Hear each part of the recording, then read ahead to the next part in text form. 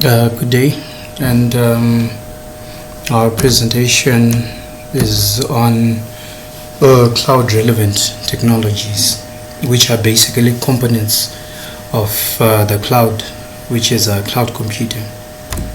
So the group members are Linda Stole, Kulakwashimari Mira, and Nyasha Ushe for group 3. So first item, APIs, application programming interfaces. So cloud API is an application programming interface which allows the end user to interact with a cloud provider's service.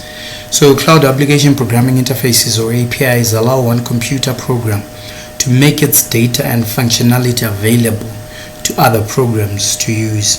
So developers or programmers use APIs to connect software components across a network. So they are often categorized as vendor-specific APIs, which are written to support the cloud services of a specific provider. If it's Amazon, it's strictly Amazon. If it's Microsoft, it's strictly Microsoft. And then we also have cross-platform APIs, which allow developers to connect functionalities from 2 or more different cloud providers. So as a side note, an API is like a restaurant menu. The menu being the interface, which is the API, which you use to decide what to order. So in order to place an order, you do not require to know what happens behind the scenes or how the restaurant operates. All you need is the menu.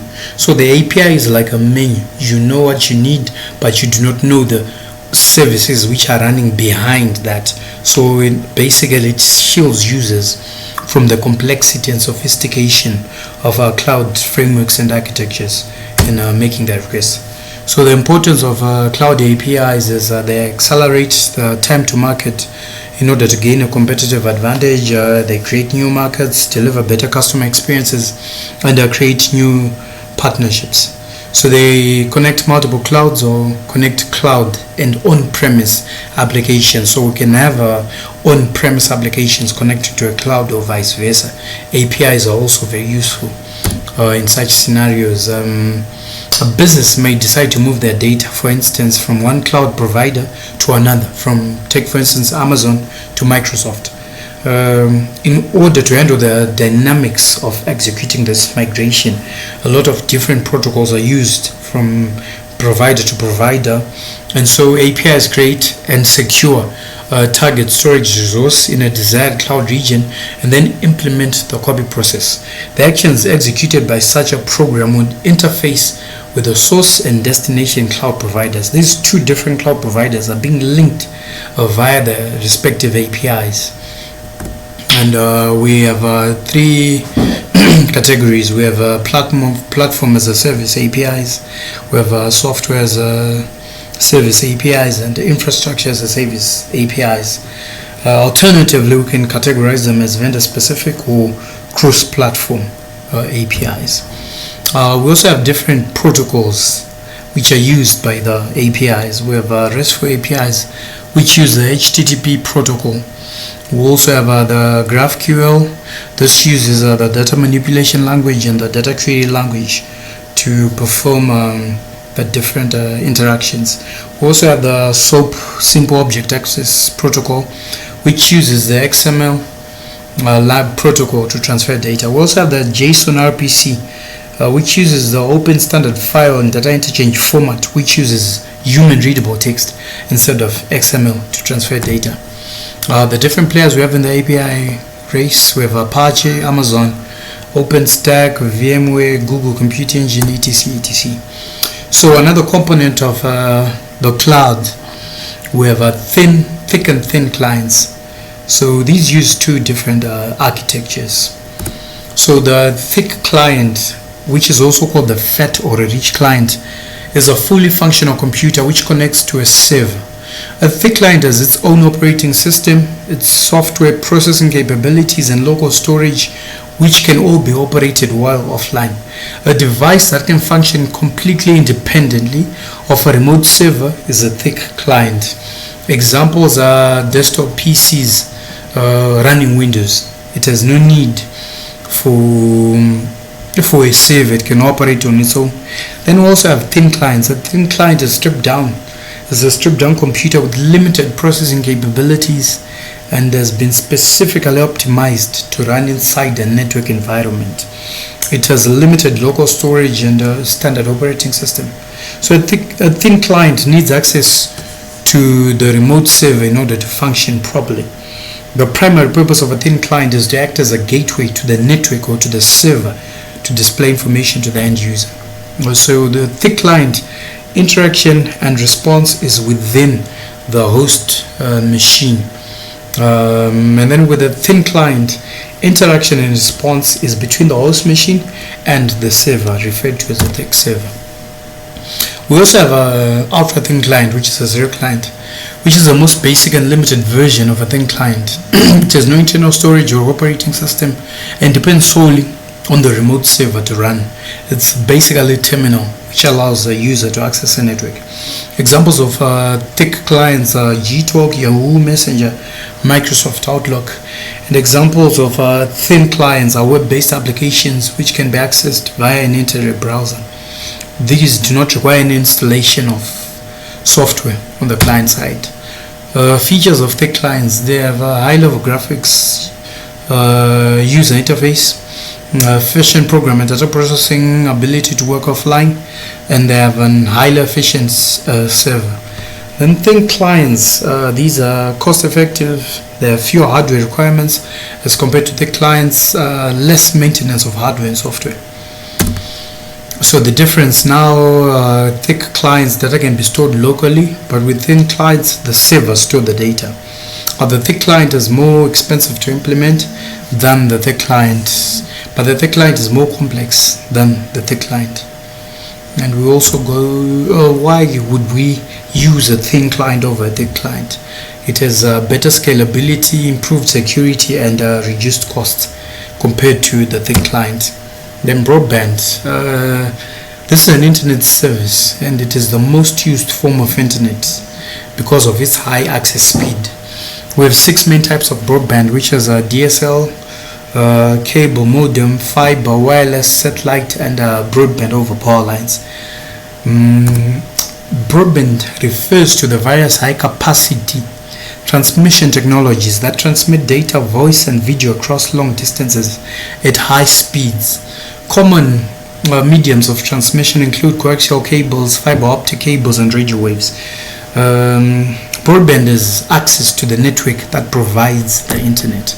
So we have the different types of broadband services and the different speeds, with the fastest being the fiber. And cloud applications now can be equated to the advantages of broadband. So with the coming of the applications that we are provided by the cloud, these are basically the advantages of having a broadband, which is a fast form of internet. In other words, we cannot have cloud applications without an efficient broadband service. So no cloud computing is possible without broadband or internet. To assuring sufficient broadband for cloud solutions is imperative and imperial. So cloud solutions require fast internet in order for businesses to efficiently operate. It is crucial to have sufficient bandwidth available to host cloud services. Organizations must properly ensure sufficient and accurate broadband capacity which suits the cloud services which are being sought. Broadband usage must also be managed and assigned properly in order to be effective for cloud services. Optical fiber provides the fastest internet connection, and in order to have cloud services, we need broadband, which is fast and running on fiber optics. So for these reasons, optical fiber is essential in the new network architectures as bandwidth requirements increase. Then we move on to data centers.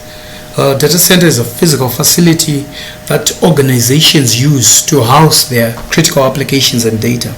A data center's design is based on a network of computing and storage resources that enable the delivery of shared applications and data. The key components of a data center design include routers, switches, firewalls, storage systems, servers, and application delivery controllers. Data centers are important because they provide email and file sharing, customer relationship management, enterprise resource planning, and databases, storage and backup, etc. Components of a data center include the network infrastructure, the storage infrastructure, and the computing resources.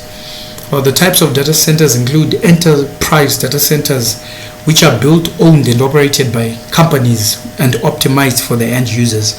We have managed services data centers, which are managed by a third party on behalf of a company. The company leases the equipment and infrastructure instead of buying it. We have co-location data centers, which are whereby an organization rents space within a data center owned by others and located off company premises. The co-location data center hosts the infrastructure, building, cooling, bandwidth, security, etc., while the company provides and manages the components, including servers, storage, and firewalls. Then we also have cloud data centers. These are off-premises form of data center.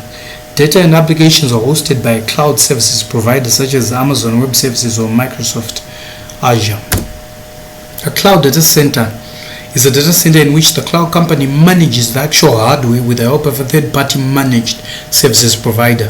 It gives the clients the liberty to run applications and manage websites and data within the caches or the buffer of a virtual infrastructure running on the cloud servers.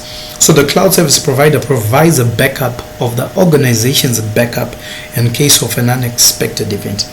So cloud companies provide customized cloud services which enable clients to have unique access to their cloud environment. These are known as private clouds, which have a single tenant.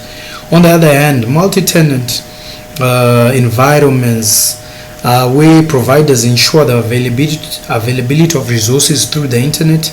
Amazon Web Services and Microsoft Azure are examples of public cloud services with multiple tenants.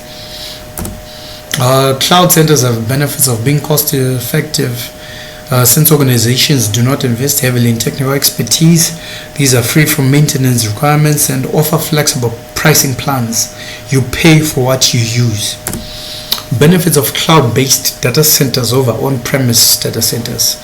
On-premise data centers require a large capital investment as compared to cloud-based data centers.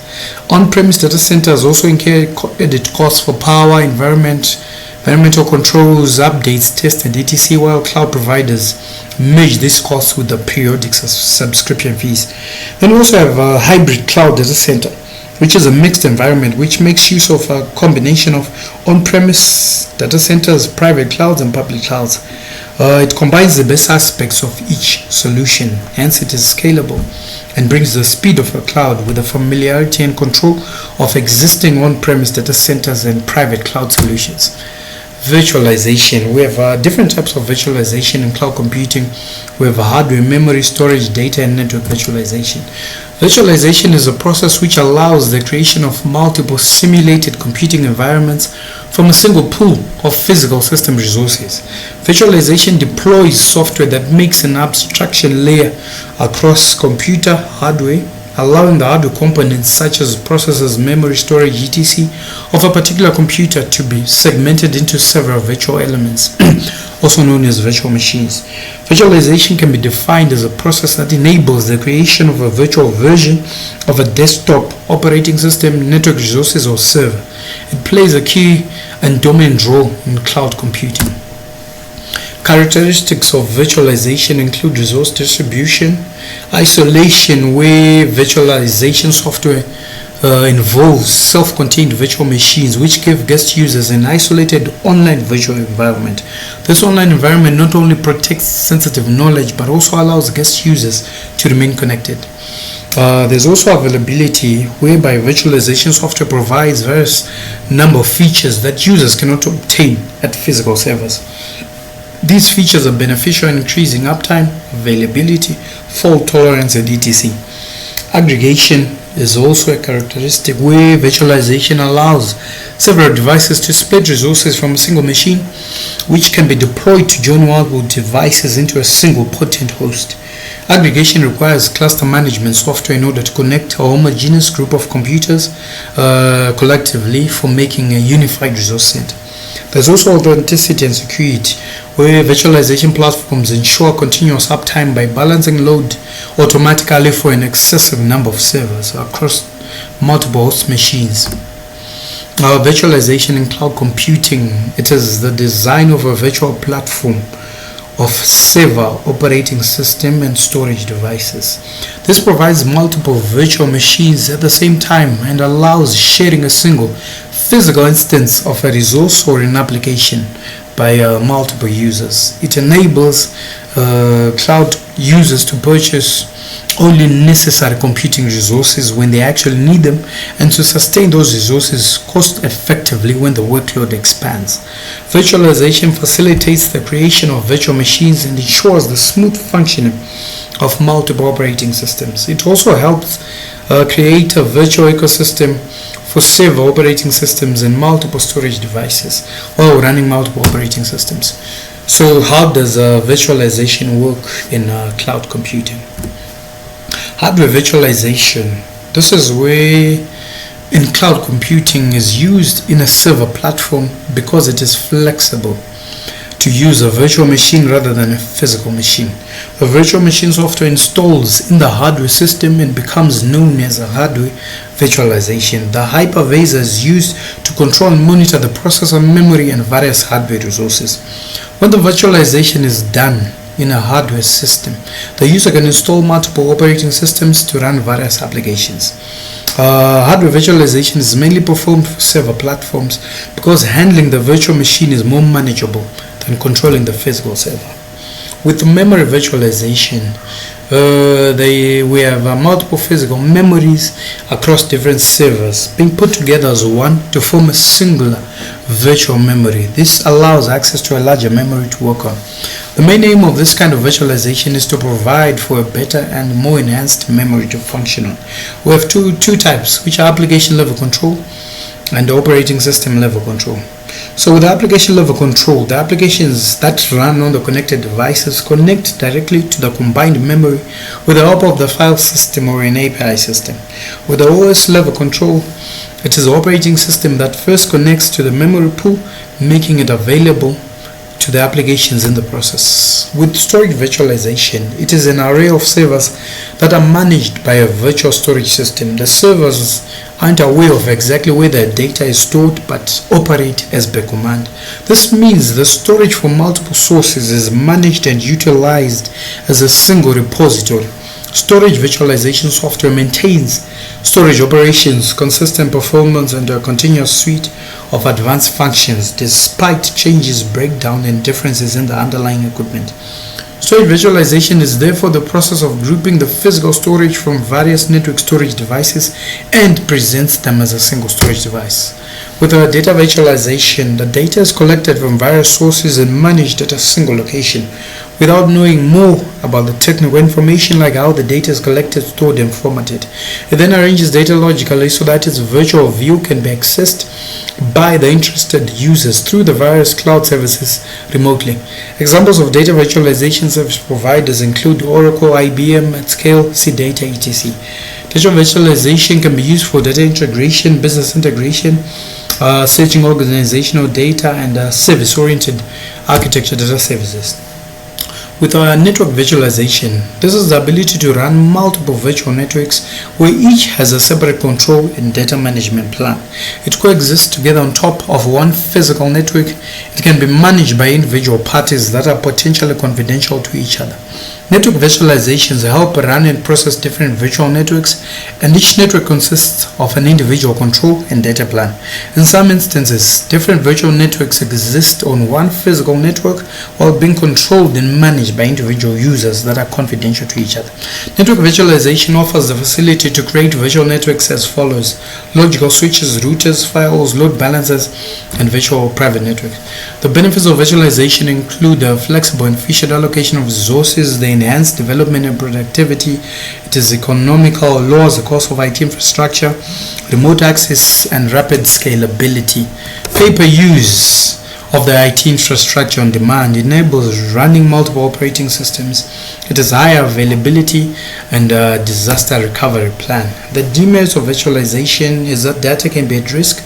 Since data is hosted on third-party resources, the learning new infrastructure, we require skilled personnel who can work with cloud easily and are required to provide expert training to unskilled personnel, which can be costly. There's a high initial investment since virtualization will reduce the cost of operating in the long run, but cloud computing has a high initial investment. So that is it for the first part of the components of the cloud, and my colleague will proceed with the second part.